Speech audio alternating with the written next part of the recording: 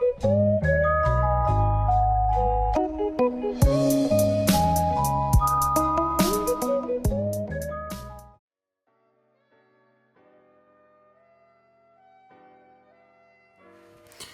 guys, Tech James here. In this video I'll be showing you guys how to use a PlayStation 4 controller on any PS Vita running any kind of custom firmware. So the first thing you want to do is just go ahead and open up Vita Shell. You then just want to make sure you're on the root and press select and then connect your PS Vita to your PC using an USB cable, and you can also do this with the FTP server. Right guys, so the link will be in the description, and once you're on this website, all you want to do is click the DS for Vita zip file and it will begin downloading. So it's a very small file, so once it has finished downloading, just head over to your PC's downloads folder and you will be able to find the zip file in there. So all you want to do with the zip file is right click and select the extract here, and it's going to give you the DS4 Vita.skprx file. All you want to do, right click, copy, then go onto your PS Vita. I'm just going to enable hidden files, and what you're looking for is the TAI folder, so go inside of that and then right click and paste the plugin inside. So that is pretty much it for the PC. Now I'll go onto my PS Vita and show you guys what to do next.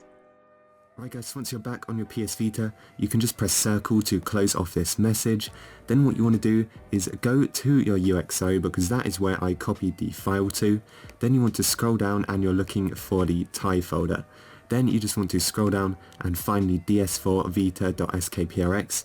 Now my config file is in my UR0, so what I'm going to do is press triangle on this and scroll down to copy. So I'm going to say one file copied.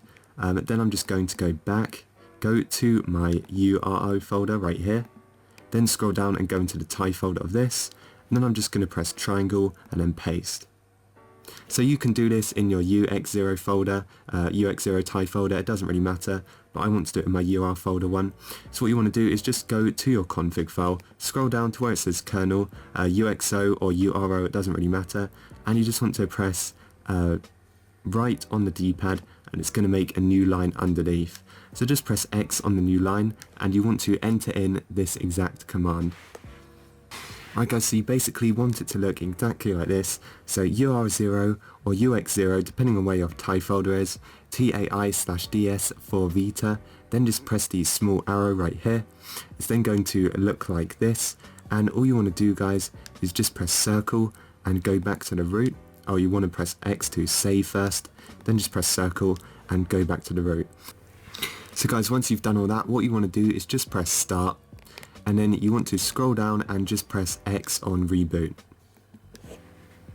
Once it is finished rebooting, just go back onto your PS Vita, go and enter up the h-encore update.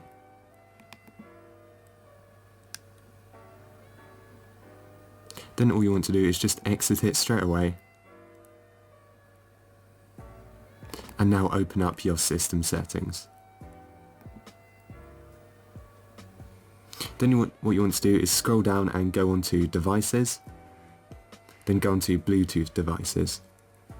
Now here what you want to do is just turn on Bluetooth feature and then get your PS4 controller. And guys, on the PS4 controller, what you want to do is hold the share button and hold the PS button at the same time, and just hold it like this for about 10 seconds. It's then just going to start flashing. Right guys, so once it's pairing, hopefully it will come up with wireless controller. All you want to do is tap that. It's then going to say please wait, and then eventually it will connect, and you will know it's connected because mine just brought up this menu for some reason, but you can always test the PS4 controller. As you can see, I'm scrolling up and down with it right now. You can actually press the PS button and just go to home menu, so I will be showing this on a game as well. Right, so as you guys can see right now, I'm controlling the PS Vita with my PS4 controller. As you can see, it works on the analog stick and on the D-pad as well. So let's just go and launch up a game. Let's go into my Street Fighter vs Tekken game.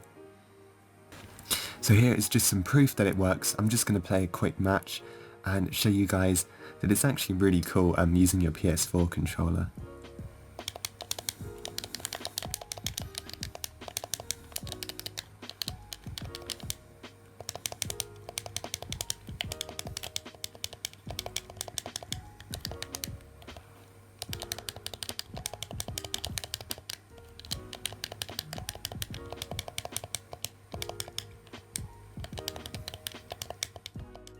And guys, if you were wondering, it also works with pretty much all emulators, PSP games and PlayStation 1 games. So that is pretty much it for this video. So if you guys enjoyed, make sure to like and subscribe, and I will see you guys in the next one.